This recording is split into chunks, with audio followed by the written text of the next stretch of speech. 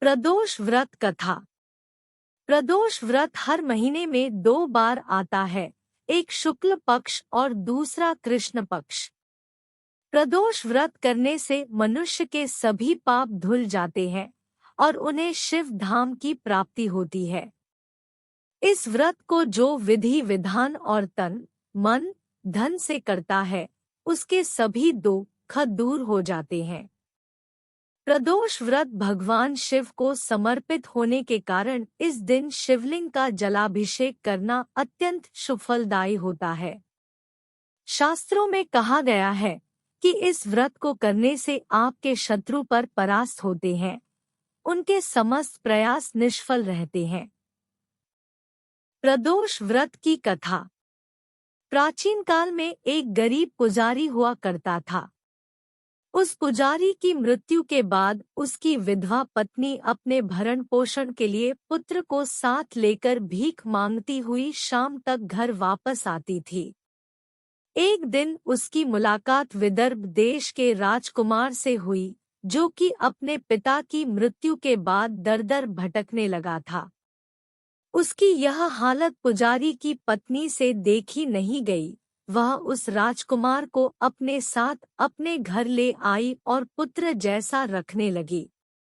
एक दिन पुजारी की पत्नी अपने साथ दोनों पुत्रों को शांडिल्य ऋषि के आश्रम ले गई।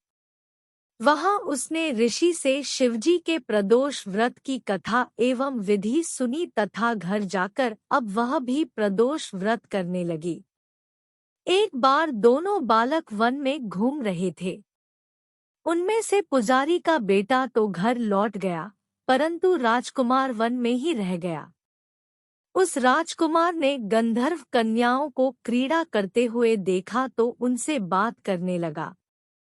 उस कन्या का नाम अंशुमती था। उस दिन वह राजकुमार घर देरी से लौटा। राजकुमार दूसरे दिन फिर से उसी जगह पहुंचा, जहां अंशुमती अपने माता-पिता से बात कर रही थी। तभी अंशुमती के माता-पिता ने उस राजकुमार को पहचान लिया तथा उससे कहा कि आप तो विदर्भ नगर के राजकुमार हो ना, आपका नाम धर्मगुप्त है। अंशुमती के माता-पिता को वह राजकुमार पसंद आया और उन्होंने कहा कि शिवजी की कृपा से हम अपनी पुत्री का विवाह आपसे करना चाहते हैं, क्या आप इस विवाह के लिए तैयार हैं? राजकुमार ने अपनी स्वीकृति दे दी तो उन दोनों का विवाह संपन्न हुआ। बाद में राजकुमार ने गंधर्व की विशाल सेना के साथ विदर्भ पर हमला किया और घमासान युद्ध कर विजय प्राप्त की तथा पत्नी के साथ राज्य करने लगा। वहां उस महल में वह पुजारी की पत्नी और पुत्र को आदर के साथ ले आया तथा साथ रखने लगा। पुजारी की पत्नी तथा पुत्र के सभी दुख व दरिद्रता दूर हो गई और वे सुख से अपना जीवन व्यतीत करने लगे। एक दिन अंशुमती ने राजकुमार से इन सभी बातों के पीछे का कारण और रहस्य पूछा। तब राजकुमार ने अंशुमती को अपने जीवन की पूरी बात बताई और साथ ही प्रदोष व्रत का महत्व और व्रत से प्राप्त फल से भी अवगत कराया।